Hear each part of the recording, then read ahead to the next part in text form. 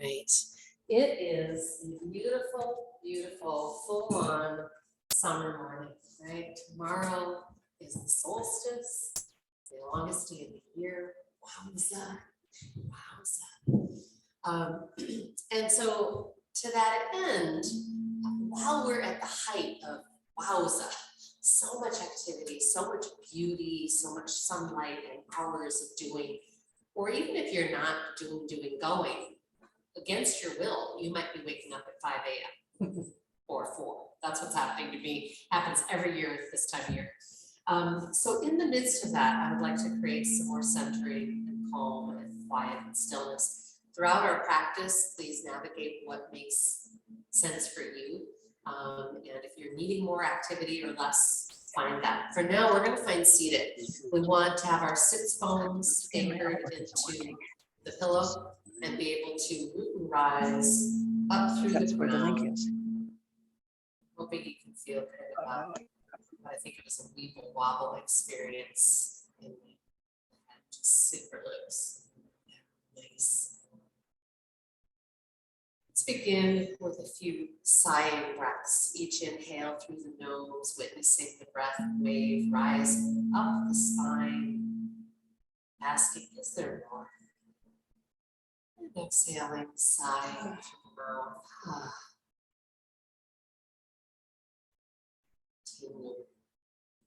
Tuning in to this incredible vessel that you are in.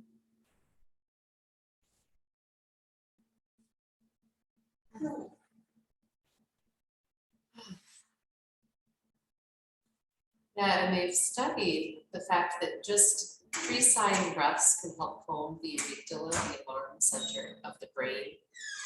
And beautifully, hearing other people sighing can also help you relax. So I just heard a couple of people here in the space sigh, and part of me just went, oh, yeah, nothing to know, do, or accomplish. This is our yoga. This moment, this body, this breath. So ready, turn your gaze up and in towards your third eye point. Lightly connect the tip of the tongue with the roof of the mouth, behind the front teeth. Inviting you to add ujjayi, great sounding breath. It's like a beautiful white noise for the brain, especially that doer part of you. It's just that little throat contraction until you hear that whooshing sound in your own mind. Sometimes I'll actually picture as if there's a pond or a lake at the center of my head, and the whooshing ujjayi is like a wind taking all the detritus, weeds, what have you, your thoughts, and it helps just sweep them to the side.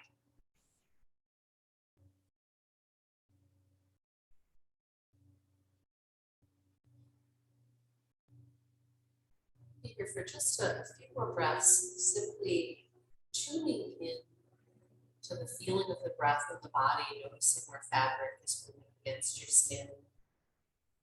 Seeing if you can witness that moment of pause that exists between the turns of the breath.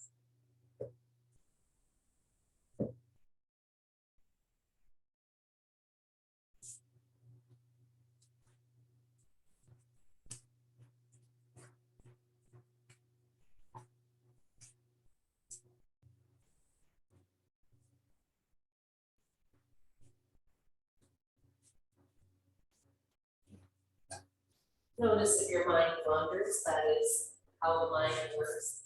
Inevitable. Just notice and returning back, witnessing, observing. Be here first, a few more breaths.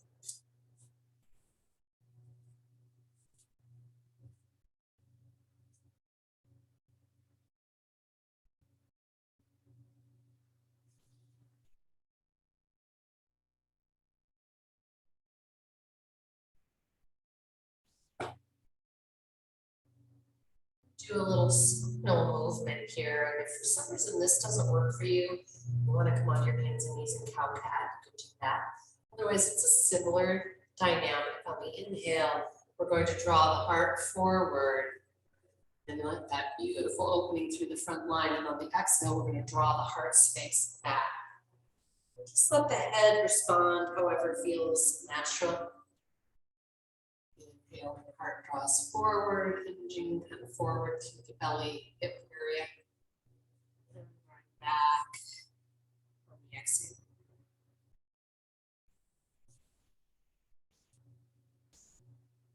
That inhale, drawing heart forward so you can squeeze your shoulder blades together a little bit.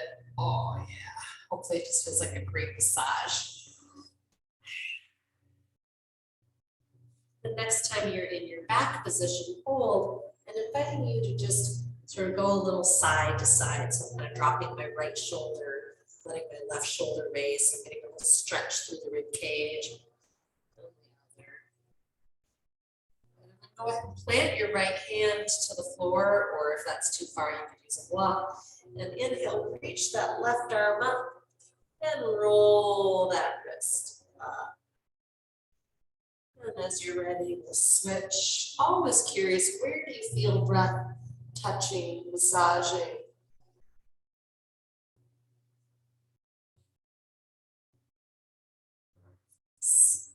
Now we're going to come forward onto our butt, off our object of support. And you can take your blocks kind of just one each out to the side. And when you come down to your butt, we're going to start rotating one knee in and then the other. So I've got my feet wide, like way out, either at or beyond the edges of the mat. And then you'll slowly begin to sweep and explore through the arm again, the rib cage. What is in there today? Make it organic. Roll wrists, find just the right angle for you.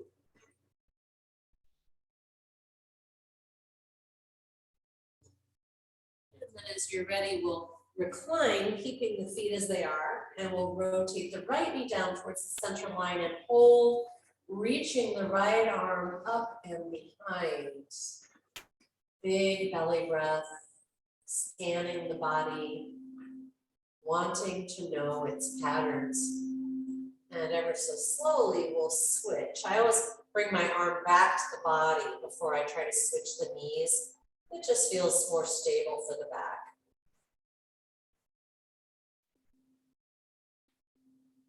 And then slowly walk those feet in and together in butterfly and let the knees settle down to the floor, or towards the floor, I should say. Because I'm going to invite you, if you've got two blocks or a couple of cushions at home, like we talked about, to put one each under the outside of the knees. Just observe if that is better. If you don't prefer it, you're like, oh, I liked it better without, then great, take them out. If anybody's needing something other than what they've got, yes, let me know. I'm happy to give it for runner. Breathing slow, deep and wide. This moment, this body, this breath. Your next exhale, just invite a deeper letting go. So there's some part of you that is in anticipation, whether it's about your yoga or just life, you've been in such full gear.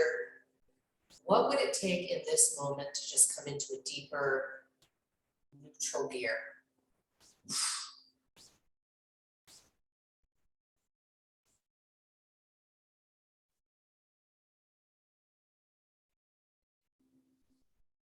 With the same breath, with the belly.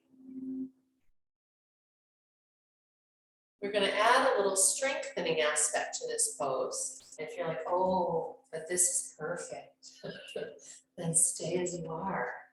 If you'd like to join me in strengthening, you can set the blocks to the side, or they'll just simply become obsolete as you raise your hips gently off the floor. So just an inch or two at most. There's no goal to try and get high. In fact, I prefer that you stay low and allow your body to still relax everywhere it can. So palms rotate over to the ceiling. Neck is soft. If you're feeling any kind of pull at the back of the neck, lift the chin up and back a bit. Breathing, noticing. The muscles that we're activating right now are really wonderful and key for core and strengthening and rooting ability. So the ability to, push a wheelbarrow with compost or whatever, or this effect is known to improve your golf game. So there you go, it's golf season. Let's do one more long breath. Say hello to all those muscles. And then slowly descend and let your knees settle towards the floor one more time. I know for me, it always feels a little like molasses. Like it doesn't happen all at once. My body goes, oh, you mean you want me to settle and relax? Okay, I'll try.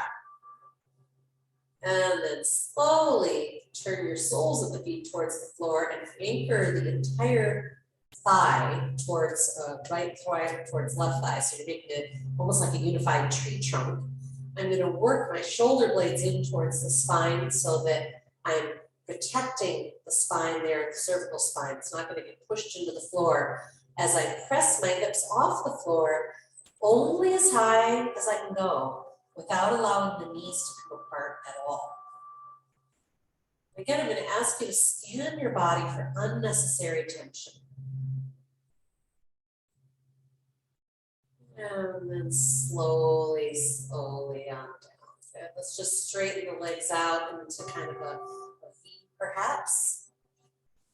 And we'll come into spinal. Excuse me, I meant to say belly pumping. I was thinking about the spine when I said it. Belly pumping. Take a nice long inhale. Exhale, empty your breath and hold out. Begin your abdominal pumping. Draw the belly in and push to the sky. In and push to the sky until you need to breathe.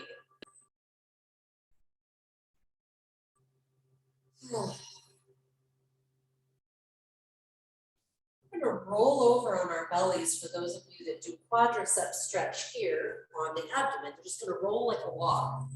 You don't need to see me, you know the drill. Those of you who prefer a standing version, you'll stand up. If you're on your belly, please place one forearm parallel to the front of the mat. That's going to support you as you anchor your pelvis and reach back for your first ankle.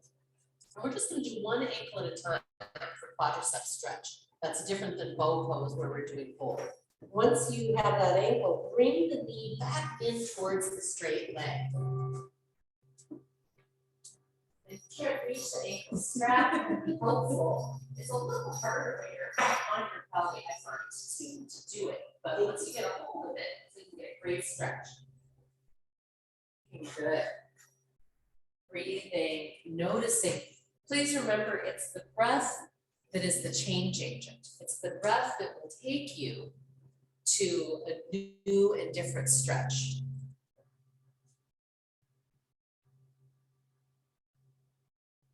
Keep drawing open through the front body.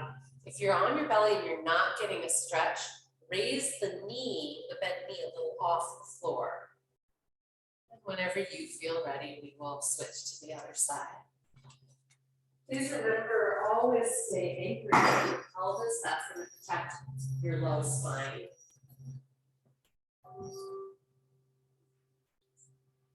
Also think about letting the shoulder head, the one that is holding the ankle, think about letting that shoulder head rotate down and back, kind of in towards the spine.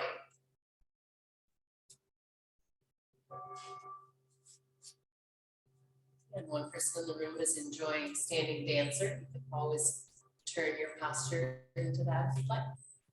Yeah. If you're on your belly and you've not yet done bow, and you're like, oh, that sounds really good right now, then you're going to grab a hold of both ankles. First one, then the other. Bring the knees back in, anchor pelvis, and inhale, press the ankles back into the hands. allowing it to peel the heart kind of open and broad. And you can kind of come in and out a couple times. And then, folks, we are coming onto our backs again. So sorry, standing folks. You're gonna roll right over on your back again. Some of you might enjoy placing the block between the thighs for greater awareness as we come in and out of bridge a number of times. Work the shoulder blades in towards the spine again. I like anchoring through my upper arm. Some people like having the whole arm flat. It's up to you. But either way, you want that upper arm kind of close in towards the side body as you now exhale and raise the hips. Asking, is there more? Inhale, descending as slowly as you can. Continuing in this way, and please know this, we are working the hamstrings and the glutes quite a bit. So don't be surprised if at some point it gets like kind of tighter and tense. Maybe you need to take a break and begin again.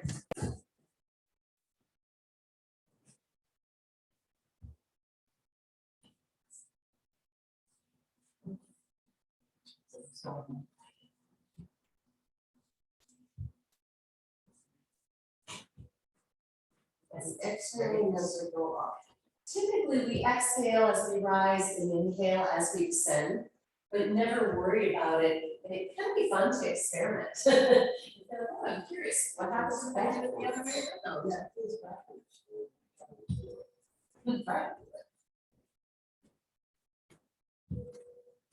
The next time you are up in the pose, we're going to hold for a couple of 3 breaths, inviting anyone who would like to intertwine the fingers in yoga mudra, pressing the fists towards the heels. This is with your palms facing. And you only do this if it feels like a really great stretch. If any part of your shoulder is like, then don't do it. You can also grab a strap and get some of that same experience. Sometimes can feel kind of good. Send your knees away from you. Send your heart up and back, and invite one more deep breath to expand up across that clavicle space there.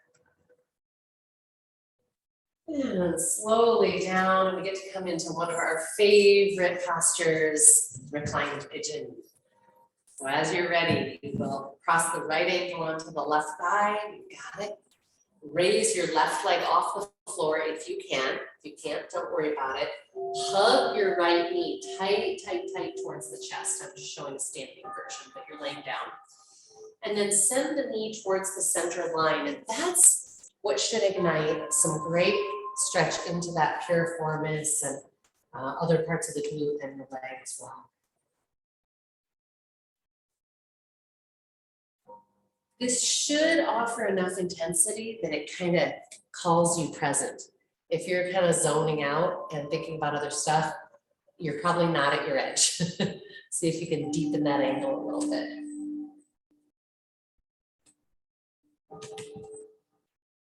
I always like to remind us that the edge is the place where there's intensity, but that it's like a good massage. You can welcome it. You're like, whew, that's intense. And yeah, if you find that you're kind of leaning away from it, wishing it would end, you probably need to back off a little bit. When it feels appropriate, switch, see what's in the other side.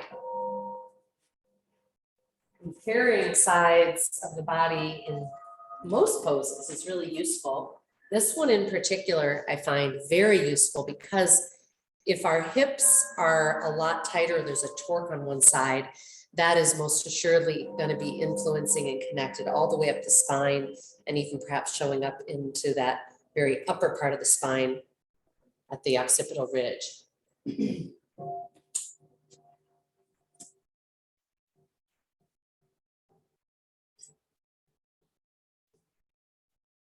guys finding something good? Yes, good. Some thumbs up.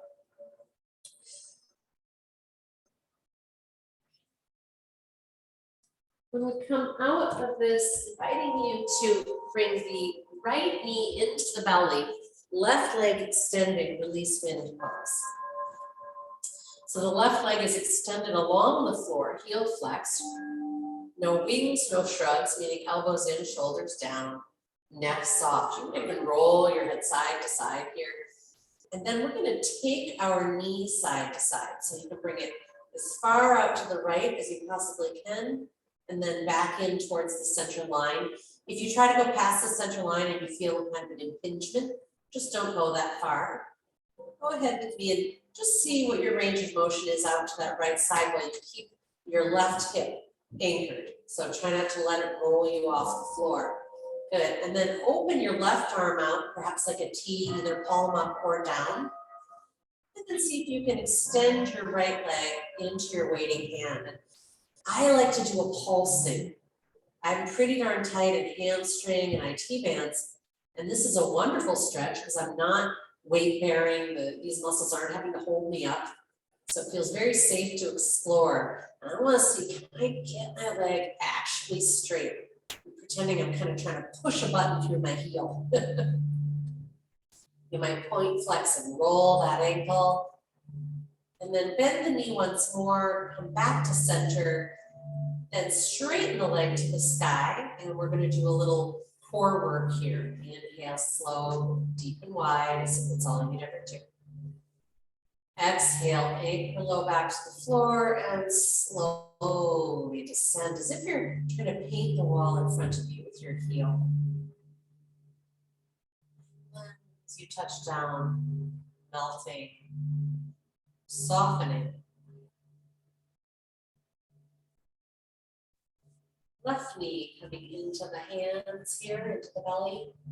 Heels are flexed, right leg is extending firmly against the floor. And then I'm going to just take that knee out and in, out and in. You can use both hands or just the left hand. I find is easier using my right arm to kind of anchor and help keep the whole right side of the body anchored. Until you are ready to extend the left leg into the waiting hand, and you might point, flex, roll, and a bend and straighten, bend and straighten.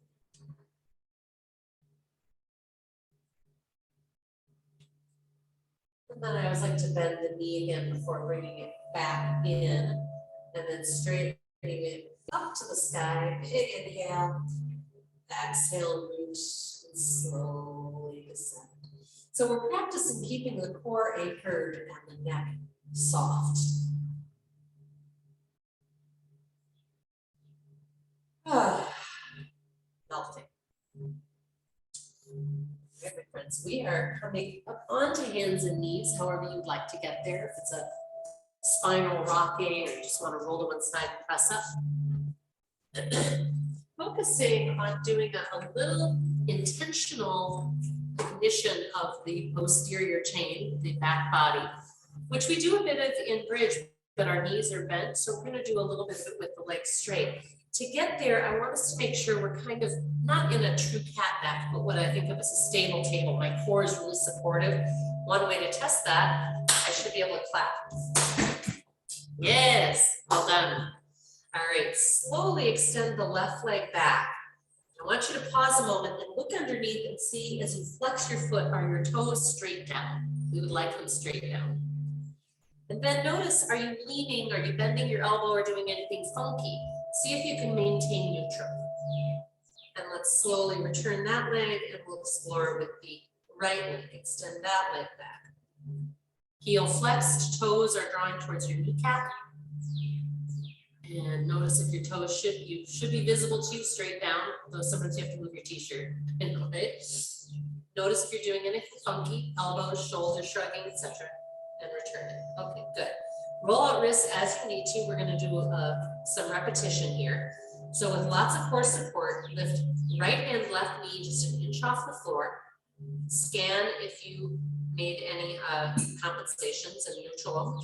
And then extend both limbs, getting that leg actively straight. Take one more inhale and see if you can bring those limbs just a little out to the side of center. It's not a big move. And then back in and returning to table. Notice what it's like when all four limbs are bearing your weight. Amazingly easy, right? Release left hand, right knee an inch off the floor. Again, scan the body for unnecessary tension or compensating. Extending long. So I'm kind of bringing my chin in towards my throat a little bit. Yeah, you guys look good. I'm not seeing your eyes, which is great. On another inhale, bring those limbs a little out to the side. And then return nice and slow. Good. We're going to do this one side, one breath. We'll keep going for a little bit. Inhaling, right hand, left leg extends. If you like that out to the side, go for it. And then return. You might also just check, hey, can I release that floor hand? That's a great indication that you're not giving up your core. Left arm and right foot. And maybe a little out to the side.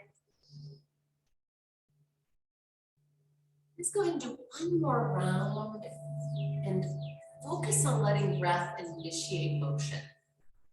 So it's the inhale that tells you it's time to extend, and then asking, is there more? And not returning until the exhale says so.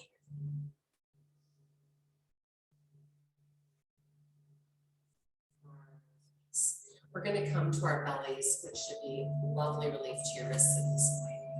Speaking of relief, I know we do have some fans going, that if anybody's like, hey, I really need that AC on, all I have to do is give me a wave. So first on your belly, let's just pause here and give into gravity. As I said, part of our focus for today's practice here at the height of summer and doing is to learn how to be still and soft and create spacious quiet for ourselves.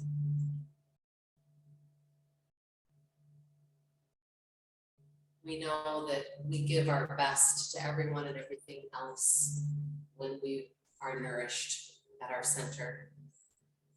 And that often does require a pause.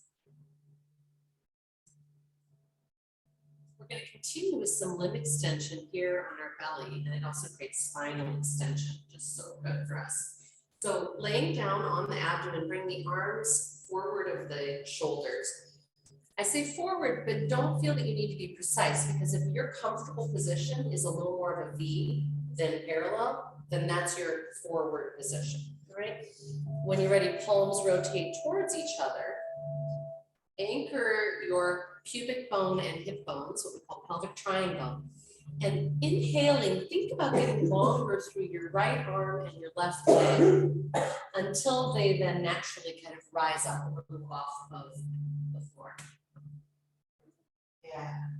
Feel what's happening diagonally in the body, and on your exhale, descending. On the inhale, left arm, right leg. This is the standing version. Is there more? And exhale, returning. Let's do just a couple more rounds like that, observing what's happening in your body again, side to side. Do you feel equally strong or fluid? Do you get kind of rocked to one side? Remember, there's no need to lift the limbs. So if you feel that your arm does not naturally want to come off the floor, don't roll your body to get it off the floor, or don't compromise the shoulder in any way. It should just feel like yummy expression of your strength and your flexibility. And then when you feel you've completed your rounds, if you remember where you started, ever so slowly bring the arms back behind, intertwining in yoga mudra, that's palms facing, fingers intertwining, or using a strap to give you a little more space between those fingers. Make sure that your shoulder heads are rotating as far away from the floor and down your back as possible. Beautiful, yeah. And then press your fists away from you, both down the body and, if it feels good, a little up off the body. Now, if you ever feel any kind of pull or weirdness right here at the bicep tendon attachments, front of the shoulder, then you want to back off of this pose. It's just not what you need today. All right, so when this is complete, inviting you to press back, child's pose. Very slowly, very thoughtfully plant those hands, press the hips back, Let the knees go wide. Your choice, either an active extension of the arms or perhaps just letting it relax in by the head. Notice what's needed today.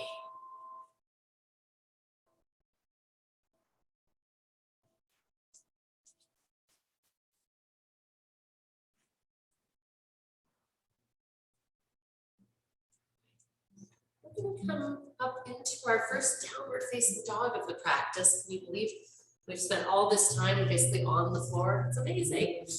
Intelligent hands. You might do a little cow cat to get in there. Nice inhaling, luxurious, drawing that heart open and forward, tailbone back. Powerful core body drawing towards spine, cat back. And at some point, sending those hips up and back. I beg of you, bend your knees at the start here, and maybe forever. Actually, I don't hardly ever straighten my legs in downward facing dog. This gives us room to lengthen and liberate from the hands to the hips. You might wiggle those hips a little side to side, and then you might begin pedaling the heels towards the floor. In the last couple of weeks, I've been talking a lot about this sort of xiphoid process or sternum bone point right here, that we need to be drawing that back into our body to be strong and stable in many poses, and downward dog in particular. So to check our stability, I've got a little effort here for you. Ever so slowly, you're going to raise your right leg off the floor, just straight back, like you're trying to walk on the wall behind you, and you're going to scan that. Again, you're not compromising or compensating. When you bring that foot back, notice if anything shifts, and that's a great indicator. Again, if anything went out of alignment. Let's extend the other leg. Is this different for you? What do you notice? And releasing that foot. Inhaling, flow forward, dropping the knees. So you're in your knee down plank, relaxing the feet. If you feel like you need more space between hands and knees, just sort of shuffle until you got it. Nice long inhale. As we exhale, bend the elbows for our chaturanga. Just keep thinking about drawing your belly into your spine. Inhaling, anchor the pelvis, drawing the heart forward. Nice cobra back. Exhaling, press back, downward facing dog. Work those heels towards the floor. We don't care if they ever get there, but man, do we love the stretch. Ever so slowly walk the hands back to the feet, ragdoll. So knees are nice and bent. Want to gradually just give your head to gravity. All right. If being deeply folded like this is not sustainable for you, you might just have your elbows on your thighs like so, and then fold. I'd love you to be able to focus on breath here. Sometimes, by the way, using a block under your hands feels nice. Notice what's needed. Let's do a couple more very active, willful breaths. You might extend a little on the inhale. I can bring my hands up to my shin bones, grab a couple block. On the exhale, belly to spine, folding more deeply. Inhale initiates extension. Is there more? Gather that last sit. Exhale, line spine and fold. On your next inhale, drop the butt into your chair and then rise. Exhaling, prayer hands, palm to palm, peacefully connecting right at the heart, letting that neck, tongue, eyes be soft. Go sideways on our mat. We're playing with our warrior stance, but we're going to be doing some different things today than actual warrior flow. So first, we're just going to check out strata. We want to be comfortable with our feet flat. And one of the things that I notice helps me is if I try to think about planting my big toe in the ball of my big toe, and then kind of spreading the other pads, if you will, out, I'm less likely to kind of be rolling to the outside of the foot. We want to feel nice and anchored like a little tree frog. And then just begin to gently go side to side and observe what happens. We would love to not change the feet at all. So no rocking and rolling if you can help it. Nice. All right, I think we're there and we're nicely in our course. So we're going to turn our right foot 90 degrees and plant those toes again. Then we're going to use that back leg or left leg to send the hips forward towards that front heel. Again, keeping anchored through that back foot. Don't give it up. Don't forget about it. Kind of funny as humans, we only kind of focus on what's in front of us, right, and where we're headed. All right, so notice if your knee is coming beyond your heel, you need to scoot your foot further forward. That's going to be healthier for the knee and more sustainable. Let's open those arms out, platter hands. You might be looking forward, to the side, or back. Let's find one more breath, rising and settling. Good, and we'll switch, bringing the feet back to neutral, rotating the left foot. Sometimes I even look back at my right foot to say, hey, don't move. Hey, don't move, as you send the hips forward. And I've been talking a lot about neutral the past couple of weeks, and one of the classic places we come out of neutral in Warrior 2 is that people tend to kind of move their shoulders forward of the hips. And I want you to just see if I took a photo of you from your hips up, would you look like you were just standing? That's what we want. So try to notice where that is happening for you and just get as comfortable as you can. We all have really different bodies.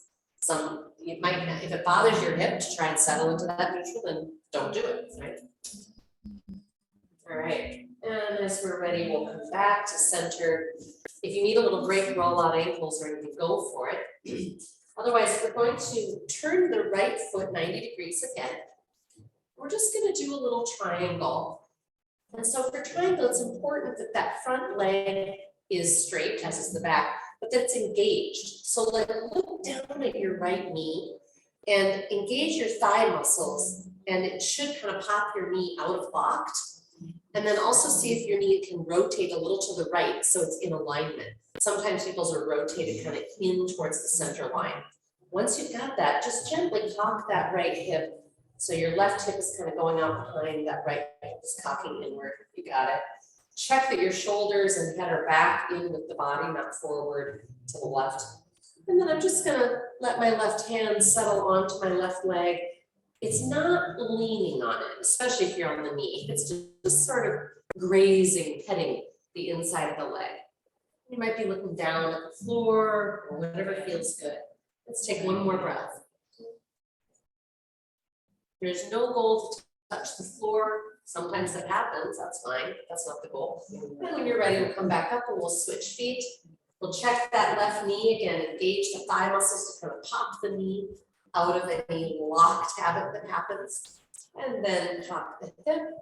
Just that alone I find to be an interesting stretch, and notice that it's different on this side. Yeah.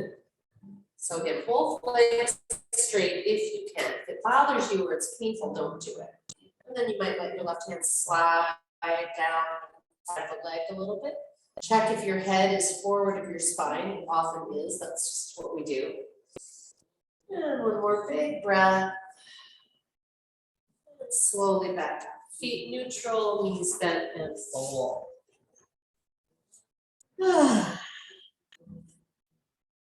And you can wiggle hips side to side and do all kinds of fun things. Maybe you're hungry for one more round of yoga mudra. You might intertwine your hands behind again. That's an option. You might be like, oh, I'm just going side to side and it is feeling so good. I'm going to keep with that. Maybe you go to one side and you hold. Some of us even like dropping kind of the butt towards one heel and rotating the other foot to the sky. It's kind of an additional hamstring and inner thigh stretch. Great, you have this whole playground, your body. And then very slowly walk those feet on in. And as you're ready, inhale, root and rise. Exhaling, prayer hands, connecting once more to the heart space. All right, we're going to come to the front of the mat. We're going to be doing our crescent lunge, which is where we start on the ball of the back foot. We're just gonna be adding some twisting. And I wanna point out in fact, this is true of almost all twists really, as I start thinking about it. We create a base or foundation and we don't wanna sacrifice that base, okay? So as an example, we might be doing some twisting here and I get you into your base and I say, okay, we're gonna twist and reach. Well, some people in the effort to reach, because again, we're always focused on what's in front of us, might completely come off of their base, right? They drop their hip and roll their foot. The base is the base. We don't care how far we get in the twist. We want it to feel good. And so that all should be happening up in the torso and down into the hips and of course with your breath. So as you're ready, let's find our mountain stance, please. Feet are maybe 4, 5, 6 inches apart, whatever feels neutral and peaceful. Observe rising and settling in your ribs. Long inhale, sweeping up, nice and slow. Enjoy the shoulder journey. Exhaling prayer hands, and we'll step back with our left foot, crescent lunge. Right hip bone back, left hip bone forward is what's going to give us integrity. Back leg is maybe straight, maybe bent, totally up to you. And then as you're ready, you're going to inhale those arms up again. And exhaling, I'm just going to rotate to the right, only as far as I can without giving up any integrity or taking on. Inhaling back to center, twice.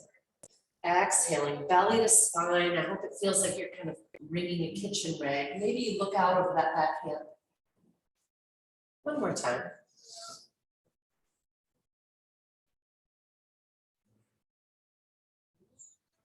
Inhaling back to center. Exhaling, we're moving to downward facing dog. If that doesn't work in your body, you could stay standing and do standing hip bump. Right, where you're just on both feet and you're bringing the hips forward and back. Maybe you're enjoying downward facing dog too much to go into flow with me, but if you want to join me, downward dog, inhaling into plank. Nice soft neck because the shoulders are anchored. Exhaling chaturanga. Remember, the chest precedes the hips. You can knees down forever. Inhaling cobra or upward facing dog on the feet if you like. Exhaling downward facing dog. What would it feel like to work those heels towards the floor again? Where are you getting the stretch? Calves, Achilles tendon. Walk those hands slowly back to the feet.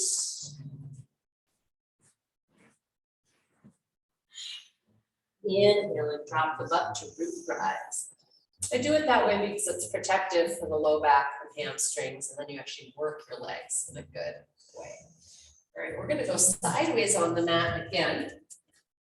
So let's see if you just take yourself into a bit of a wider straddle.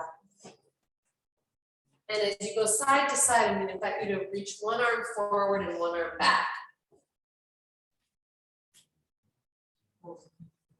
Hoping you feel some powerful pushing off with those legs. There's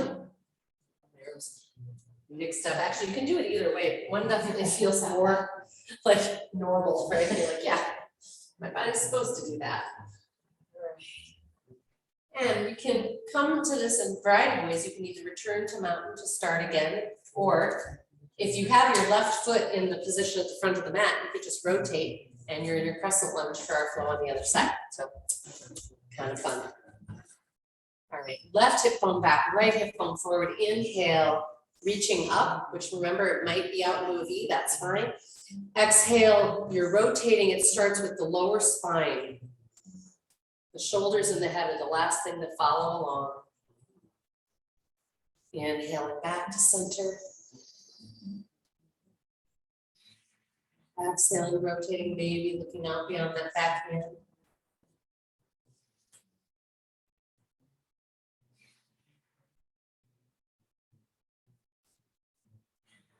Back to center, big inhale, back bend if you want it. Exhaling, plant the hands. Last opportunity for dog series. And again, you might be like, I don't need that today. Maybe you're just hanging out in downward dog or child's pose. Yeah, where do you need to be? If you're doing dog series and talking you through it, inhaling plank, knees or feet. We want to have a little tuck of the tailbone. If your hips are swagged, you're going to feel weak. You've given up your core. Exhaling, chaturanga, nice low, slow push up. Cobra or upward facing dog, either on the balls of the feet or the tops of the feet. And then either downward facing dog or child's pose.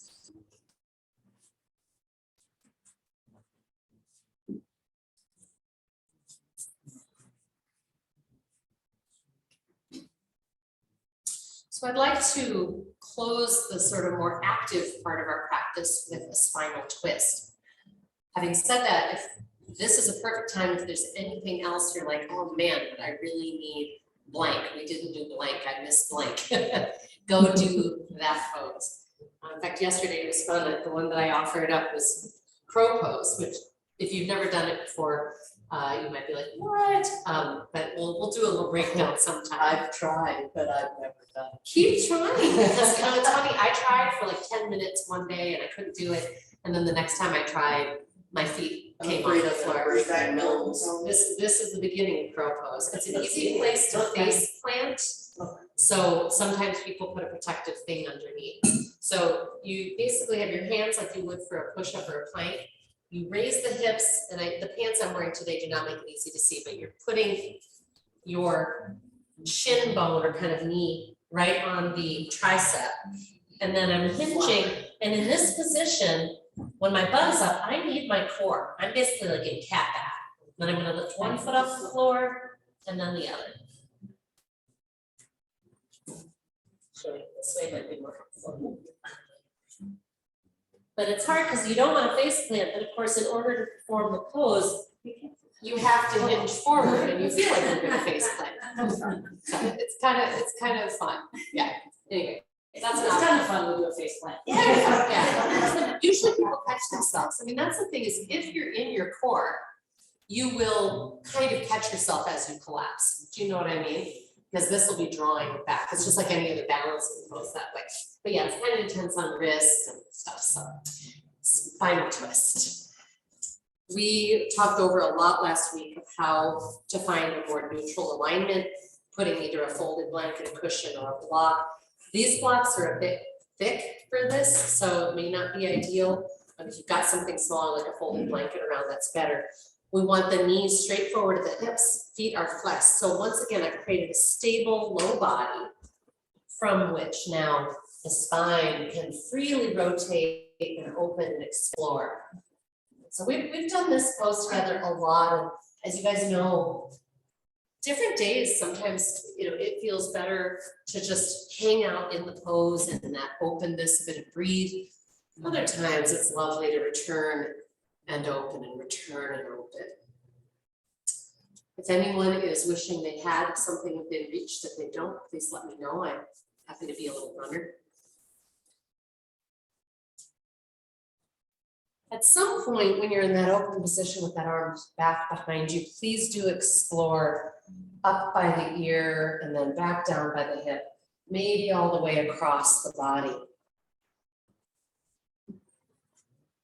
We call this pose spinal twist, and so one would assume that this is only about the spine, but this pose is very much about the shoulders and the neck and so on. The internal organs, in fact. Would it feel good to extend your top leg straight in front of you, heel flexed? And I started that phrase with would it feel good? Because it may be that you can do it, but it doesn't actually feel good. It just makes you kind of go, ugh. I would like it to only be a wonderful addition, otherwise leave it out. Whenever you feel complete, you'll create the pose on the other side. You might do a little scooch to get there.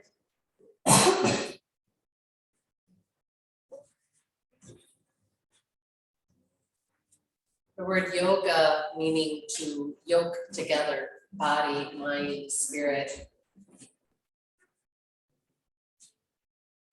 They say about spinal twists specifically that they help bring our pieces of self back together, which I love. You know, if for any reason you have felt bifurcated or disconnected, non-integrated, it's wonderful to feel that there's a tool out there to help.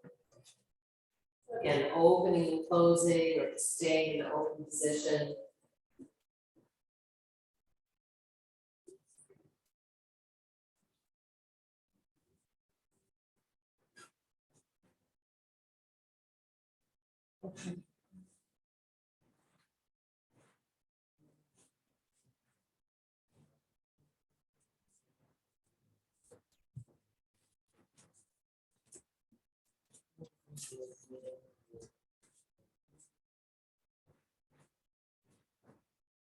And is this side different? What treasures can you find? If your palm is open to the sky, or if you do any rotations with the arm and the palm, you flex the palm, maybe again, you extend that top leg out.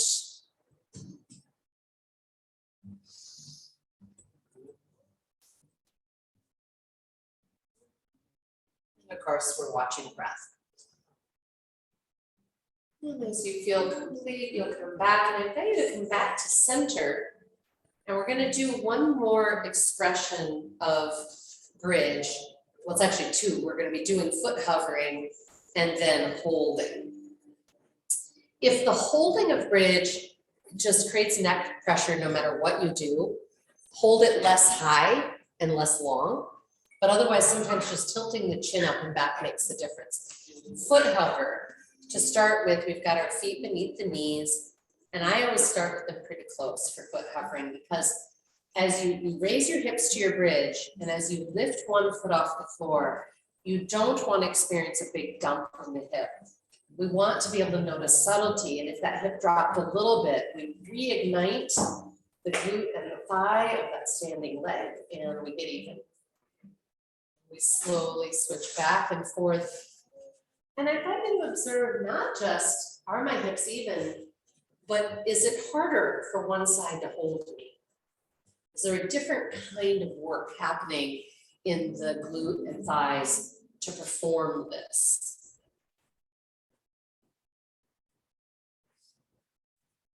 When you'd like, and you can always just come out first, but when you would like, hips rise, holding bridge pose. Working the shoulder blades towards each other. You don't have to add yoga mudra. You might let your palms just rotate open. Or one of my favorite positions is just the upper arm anchoring into the floor and the fingers spreading towards the sky. And check that neck for tension. Where needed, lift the chin up and back. And please blossom with breath here until you're clear that that was your edge. Come on down. And you might create a nice counter pose of knees to belly, etc.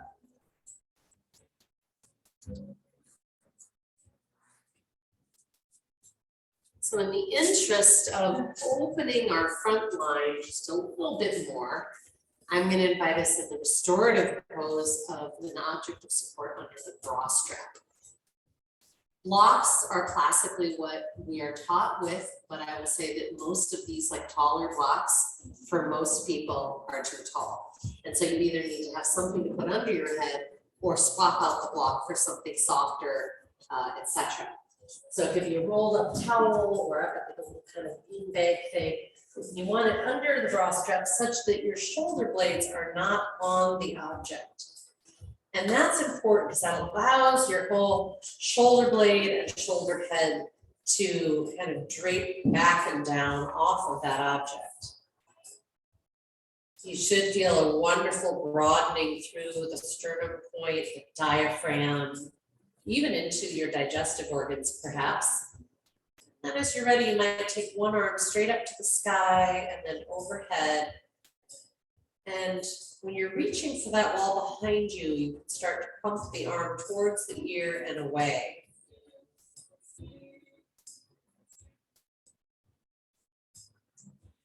And of course, switch and explore. And if you're still comfortable here when we're done with that, you could stay. So if you've created a pretty gentle scenario, like a soft beanbag or a rolled up towel, you might choose to stay in this position during your resting time or your shavasana, which is technically corpse pose. And you know you can rest in many shapes. You might be in embryo pose, just curling on your side. Or at home, you can lay on the floor and put your knees and lower leg up on an ottoman, for example, would be lovely. And of course, here we could take our legs up the wall, notice what would make sense in your world. I'm going to bring us into some pranayama. Really, pranayama is the heart of yoga. And all these shapes just help renovate the body and help us experience breath. But the breath itself is at the heart of our practice. We're going to be working today with what to me is sort of the most meditative of breath practices, which is the external and internal breath blocks. Having said that, some people find it a little anxiety building. They feel anxious not breathing, even though I remind you, you can breathe whenever you like, right? Nobody's holding the breath away from you. So to me, it's a very powerful and useful place to approach your own discomfort and to see, can I soften around this? And I think that strengthens our muscle, speaking metaphorically, to do that same thing in life off the mat when we're a little uncomfortable and we notice ourselves tightening, compressing, resisting. I don't like what that person said, but maybe I can just let it go along by like so much breeze. When you're ready, in whatever shape you've chosen, take a nice long inhale and then exhale, hold out, external breath block.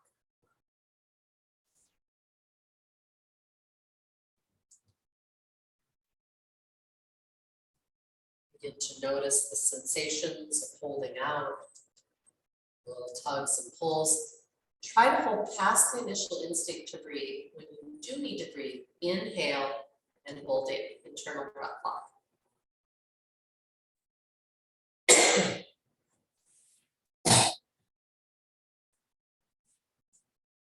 Scanning the body for unnecessary tension, softening through cranium and eye sockets and tongue, throat, ribs.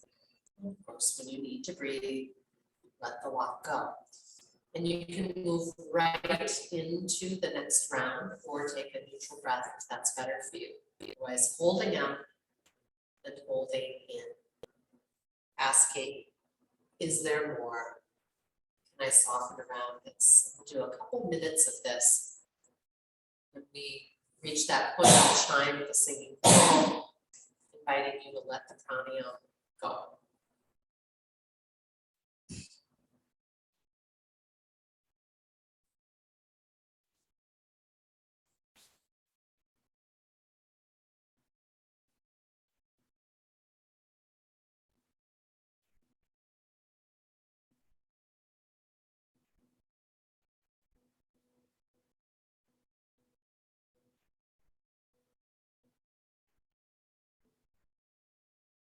Notice if your mind wanders away, instead tune in, observing every little detail you possibly can. Do you have a different feeling or experience about the external versus the internal breath lock?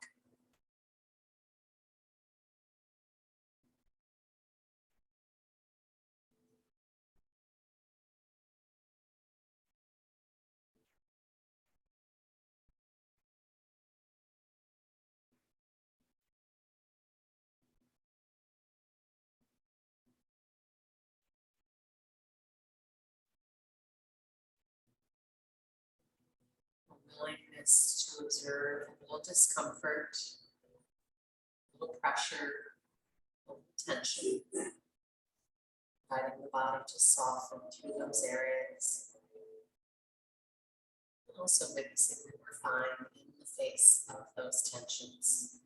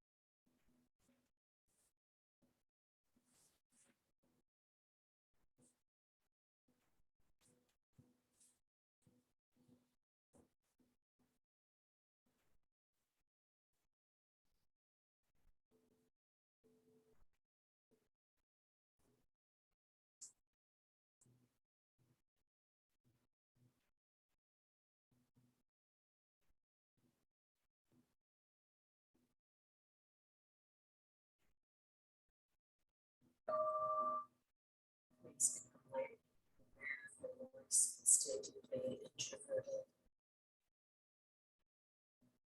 Inviting you to do a scan, just guiding your attention from one end of the body to the other. Simply being curious, stating your interest in knowing anything the body would care to share about what is needed, what would create greater balance and harmony in systems. You might also, if you're lucky, receive messages from your being, your heart, your spirit. What is needed? What would make life feel so delicious?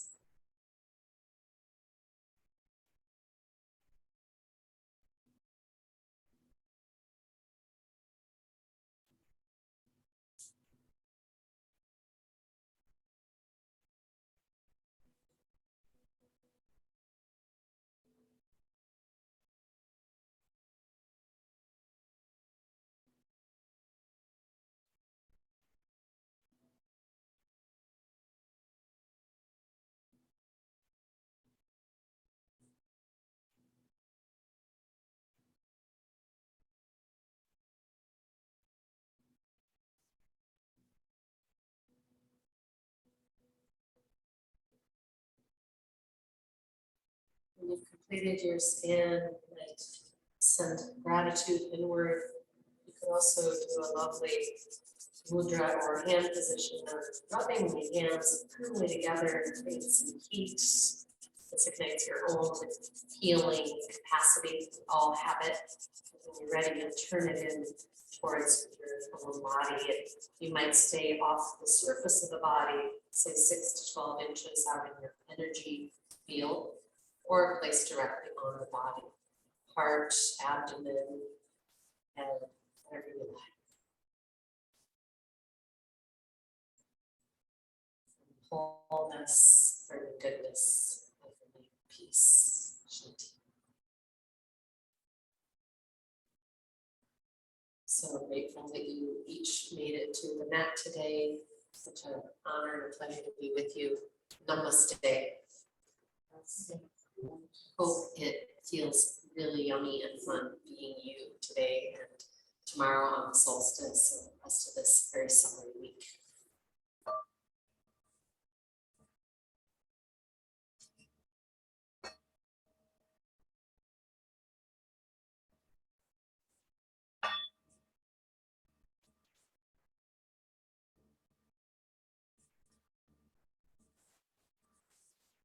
All the time you can to wake your body, see if it needs any massage, any extra stretches that we didn't quite get into. Have a great day.